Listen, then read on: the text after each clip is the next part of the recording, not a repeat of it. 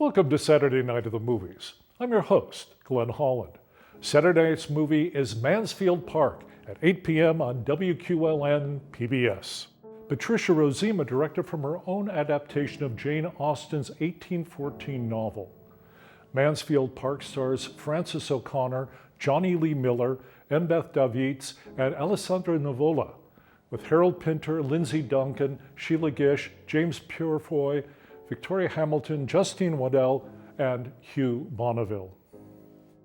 A young girl, Fanny Price, lives in poverty with her parents and 8 siblings in Portsmouth, a naval port on the Channel in the south of England towards the end of the 18th century. Fanny finds escape from the dreariness of her daily life by telling stories to her younger sister, Susan, melodramatic stories full of daring do. At the age of 10, Fanny is sent off to live with Sir Thomas Bertram and his family at Mansfield Park. Lady Bertram is Fanny's maternal aunt, as is another sister, Mrs. Norris, who is married to the clergyman who serves the local parish church. Mansfield Park proves to be a spacious but unwelcoming manor house where Fanny is treated more like a servant than a relative. Of her cousins Tom, Mariah, Edmund, and Julia, Tom, the oldest and heir to the estate, is grown and already showing signs of dissipation. The 2 girls, Mariah and Julia, regard their cousin as a sad little oddity and ridicule her. Only the younger son, Edmund, who is near her own age, treats Fanny kindly, and the friendship between the 2 grows closer as time passes. When Fanny is 18, Sir Thomas and Tom travel to Antigua to deal with problems at the sugar plantation that provides the bulk of the family's income. While they are away, a fashionable young brother and sister arrive from London. They are Henry and Mary Crawford, relatives of the clergyman who succeeded Mr. Norris after his death. The Crawfords are attractive and worldly, with a taste for amusement and an apparent lack of scruples. Edmund is smitten by the beautiful Mary, much to Fanny's dismay. Henry, meanwhile, flirts with both Bertram's sisters, even though Mariah is already engaged to Mr. Rushworth, the wealthy but rather simple-minded young owner of a nearby estate. Tom Bertram unexpectedly returns to Antigua, drunk, and with a comrade, Mr. Yates, in tow. Yates convinces the others to mount a performance of an infamously risque play, Lover's Vows. Fanny refuses to participate, and Edmund argues against the project until he learns his part pairs him with Mary Crawford. The whole company is aware that rehearsing the play will allow them all, with the exception of Fanny, to engage in open flirting. What could go wrong? Mansfield Park was the 3rd of Jane Austen's novels to be published during her lifetime, following Sense and Sensibility in 1811 and Pride and Prejudice 2 years later.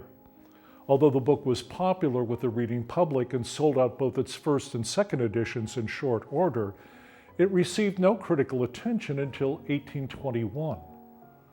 Although Mansfield Park was initially regarded as light social comedy, critics now consider it the most controversial of Austen's novels, as well as the most profound and the most problematic.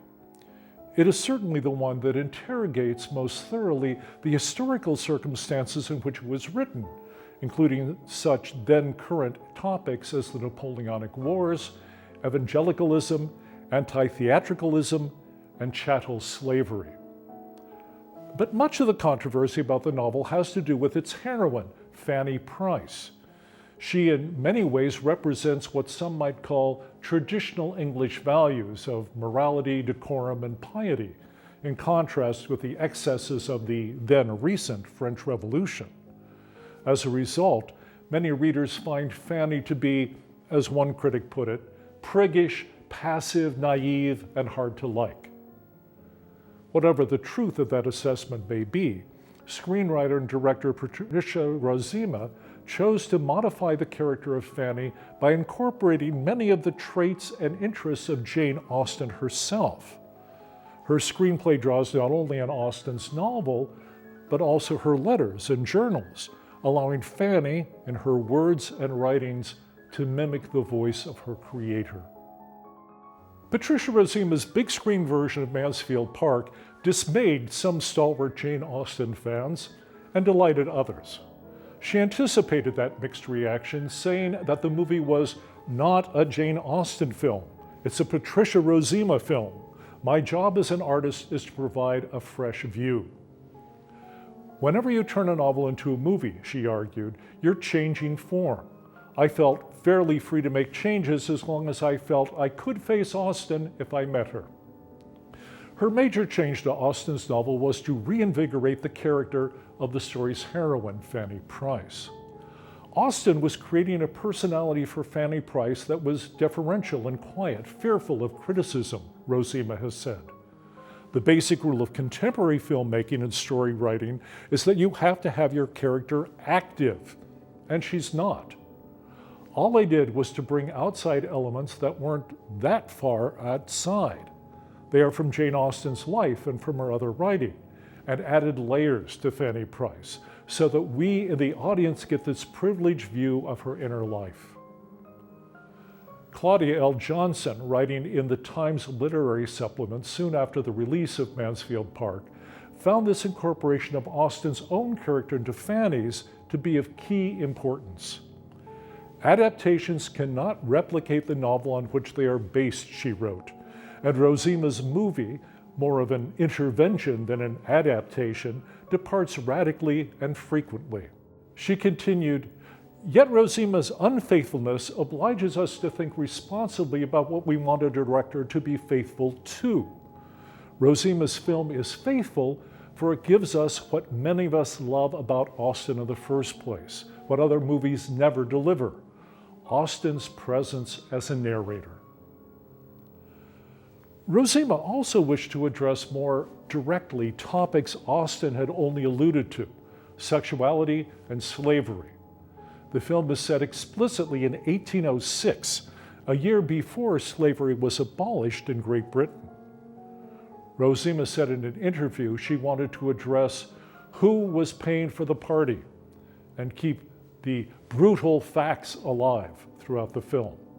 Stephen Holden noted her success in a review in the New York Times, where the novel alludes to the slave trading business of Sir Thomas Bertram. He wrote, "The movie rubs our faces in his dirty business."